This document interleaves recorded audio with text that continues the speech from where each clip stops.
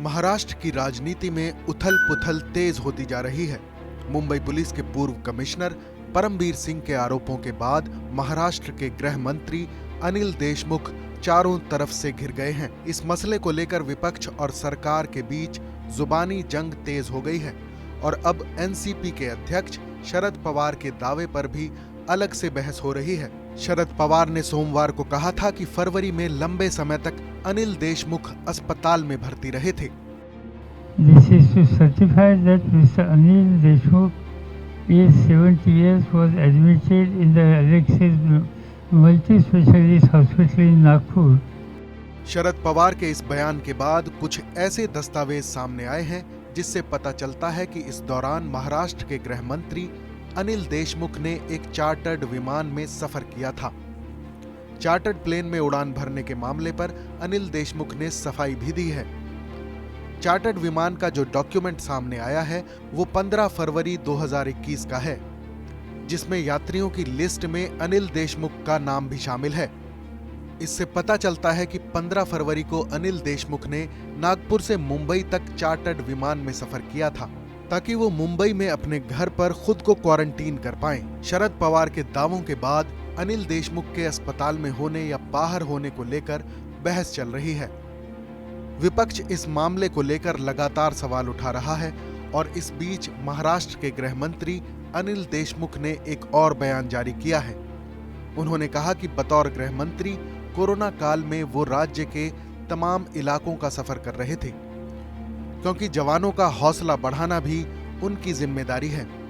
वो इस बात से दुखी हैं कि लोगों को गुमराह किया जा रहा है। उन्होंने कहा कि क्वारंटीन के समय वो वीडियो कॉन्फ्रेंसिंग के जरिए बैठकों में शिरकत कर रहे थे। शरद पवार ने सोमवार को कहा था कि अनिल देशमुख 5 से 15 फरवरी तक अस्पताल में भर्ती थे।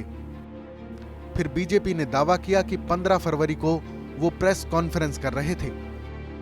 इसके साथ ही एक दस्तावेज सामने आया जिसमें अनिल देशमुख के चार्टर्ड विमान में सफर करने के सबूत हैं।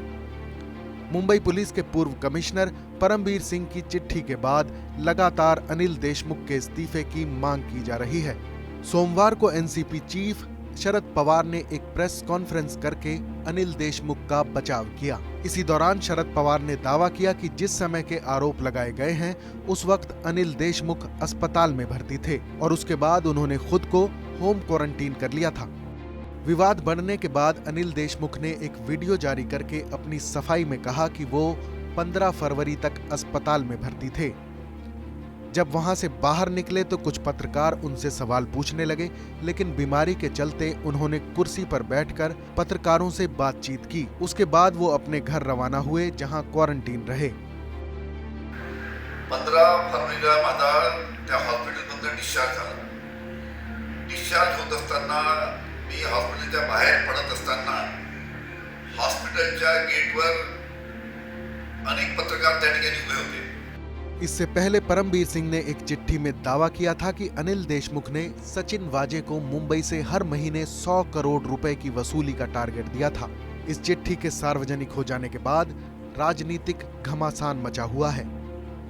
सोमवार को इस मामले पर संसद में भी खूब बवाल हुआ और बीजेपी ने अनिल देशमुख का इस्तीफा मांगा है।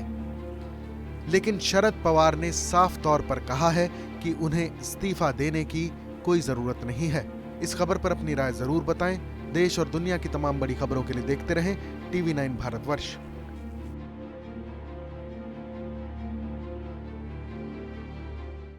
आपकी सेहत आपकी बात। देखिए कैसे रहें फिट मेरे साथ।